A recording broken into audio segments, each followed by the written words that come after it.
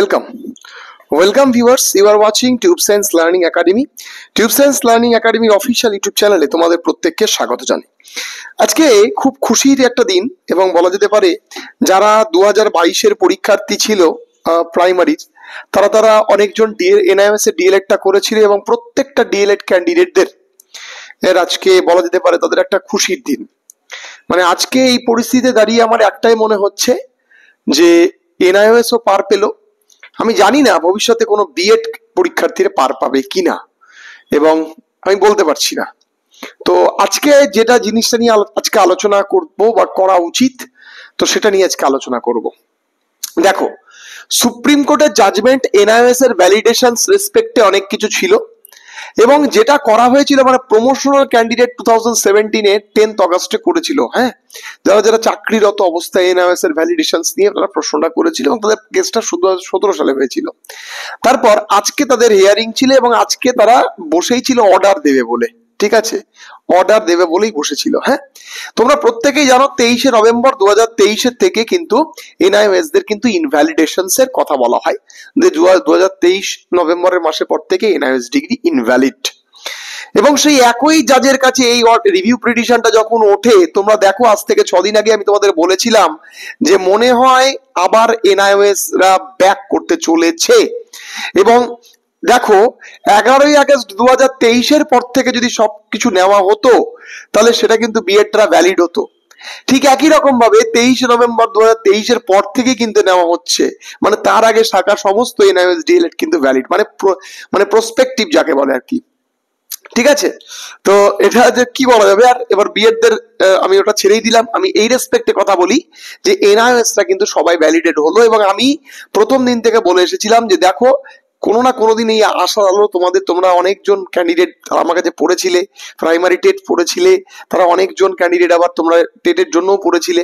প্রত্যেককে বলবো যারা আমার ব্যাচে ছিলে এনআইএমএস এর ক্যান্ডিডেট তারা ঢোকো, আমি ব্যাচে ইন্টারভিউ নিচ্ছি এবং যাতে ইন্টারভিউ গুলো তোমরা ঠিকঠাক নাও, ডেমো গুলো আমি দেখছি র্যাপিডলি। তোমরা যারা একবার এনরোল করেছিলে আবার কিন্তু তোমরা যুক্ত হয়ে যেও। ঠিক আছে, আমার হোয়াটসঅ্যাপ নাম্বার হচ্ছে এইটা 9775106556। তোমরা এখানে করে নিও। ঠিক আছে, আমি খুশি হলাম। তো দেখো এনআইএমএস এর মানে মোদ্দা কথা, ইন সার্ভিস ক্যান্ডিডেটদেরকে দিকে তাকিয়ে কিন্তু এরকম একটা ঘটনা ঘটলো যে ইন সার্ভিস যারা টিচার ছিল তারা প্রমোশন পাচ্ছে না, তারা প্রমোশন পাবে না তাদের যদি এনআইএমএস কে ইনভ্যালিড করে দেওয়া হয়। তো সেই জায়গায় দাঁড়িয়ে 10th অগাস্ট 2017 এর যে ব্যাপারটা বিফোর যারা তাদের প্রত্যেককে এনআইএমএস ডিগ্রিকে ভ্যালিড বলে ঘোষণা করা হলো। ঠিক আছে, 10th অগাস্ট 2017 এর আগে যাদের এনআইএমএস ডিগ্রি প্রত্যেকে ভ্যালিড, তাদের মধ্যে যদি এখন কেউ থাকো সেও কিন্তু ভ্যালিড। ঠিক আছে, তো তাহলে 2000 টেট কোয়ালিফাইড যারা এনআইএমএস 10th অগাস্টের বিফোর যারা মানে পরে আছো তারা কি ইনভ্যালিড না। পরবর্তীতে এটাও বলা হয় যখন এই কথাটা মানে বিভিন্ন তোমার তাদের যে ছিলেন তারা এই কথাটা বলেন যে স্যার আপনি 23শে নভেম্বর এর পরে যদি আপনারা বলেন যে এই রুলসটা লাগু হবে এরপর থেকে ইনভ্যালিড করেন তাহলে সেক্ষেত্রে যত ঝামেলা আছে এনআইএমএস কে নিয়ে সব ঝামেলাগুলো পার পেয়ে যাবে। তো তখন কিন্তু এটা বলা হয় যে না ঠিক আছে 2023 নভেম্বরের পর থেকে মানে নভেম্বর থেকে এটা ইনভ্যালিড করা হয়েছিল। তো বলা হলো যে ঠিক আছে 2023 নভেম্বরের পর যেগুলো হবে সেগুলো ইনভ্যালিড, বাট টিল নাও এতদূর অব্দি সব ভ্যালিড। ঠিক আছে, তার মানে 2023-22 কোয়ালিফাইড যে টেট কোয়ালিফাইড ক্যান্ডিডেটরা যারা আশায় দিন গুনছিল যে কোনোদিনও হয়তো তোমাদের এনআইএমএস এর দিকে মুখটা তুলতে পারে, তো সে তোমাদের আজকে দিন এবং তোমাদের আজকে সত্যি আনন্দের দিন এবং তোমরা অবশ্যই আবার রিটার্ন করছো প্রাইমারি টেটের এবং প্রাইমারি টেটের জোর কদমে তোমরা ইন্টারভিউ প্রিপারেশনস নাও যাতে তোমাদের প্রাইমারি টেট থেকে তোমরা চাকরিটা নিয়ে বেরোতে পারো। একটা সময় তোমাদের চাকরিটা না পাওয়ার যতটা সম্ভাবনা ছিল সেই সম্ভাবনাটা যেন আর না থাকে। ঠিক আছে, তো মোটামুটি হয়তো সেই জন্যই ডিসেম্বর মাসে বিজ্ঞপ্তিটা দেয়নি।